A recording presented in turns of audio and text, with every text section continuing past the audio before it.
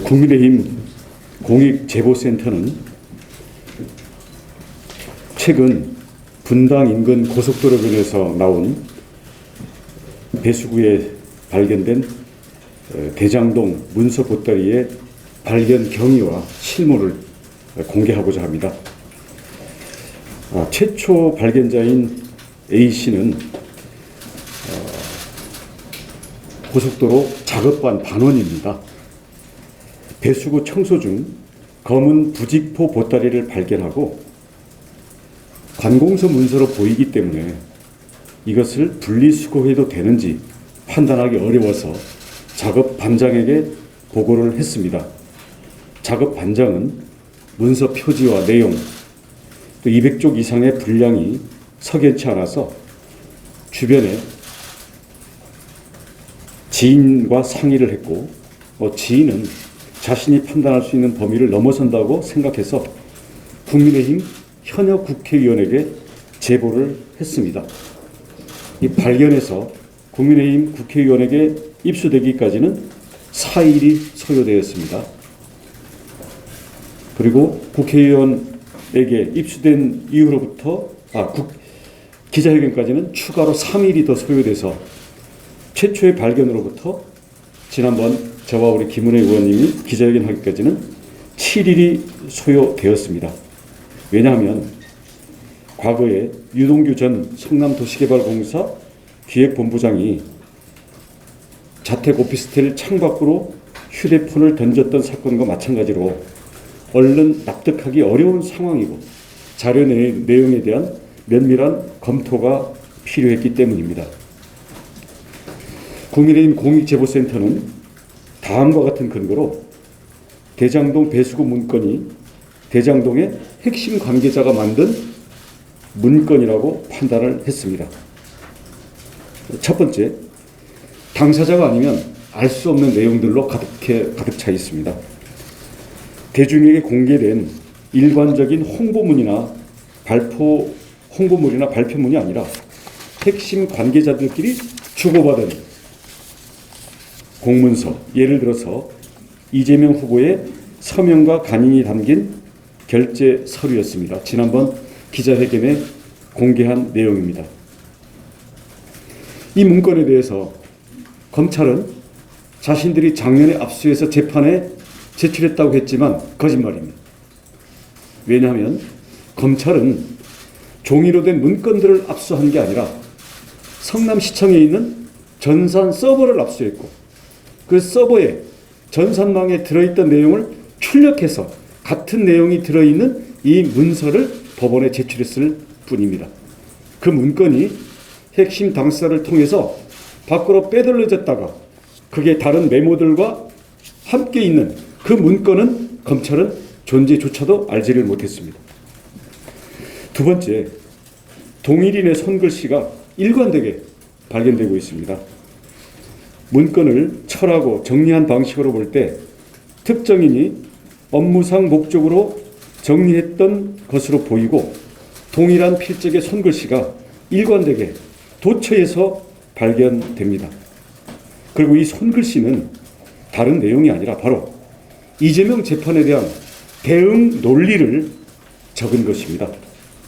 여러 대장동 사업 중에서도 특히 이재명 후보의 재판 관련 공문서들이 다수 이 보따리 안에 들어있는 것입니다. 이는 성남도계공 소속 정민용 변호사의 손글씨로 추정이 됩니다. 이 손글씨로는 재판 대응 논리, 명함, 원천징수, 영수증 등이 함께 나왔던 것도 참고할 만합니다.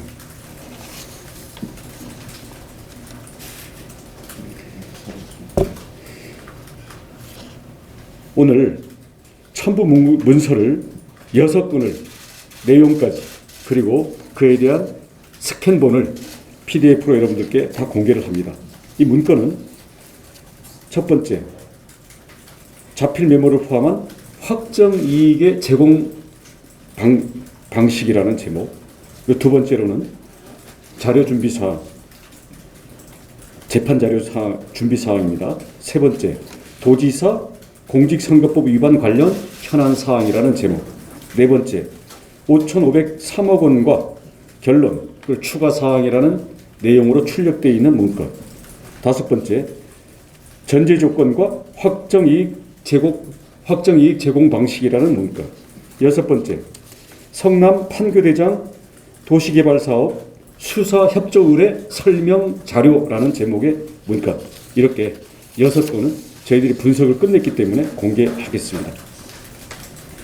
여당은 새로운 것이 없다고 의미를 표명하였고, 검찰은 그 중에 두 가지 문건은 자신들이 작년에 이미 압수해서 재판에 제출했다라고 하고 있습니다만은, 여당과 검찰은 그 두 문건에 대해서는 전산에서 압수한 바 있지만 나머지 문건들에 대해서는 이러한 존재는 알고 있지만 그 내용, 그리고 그 문건들의 내역에 대해서는 알고 있지도 못합니다.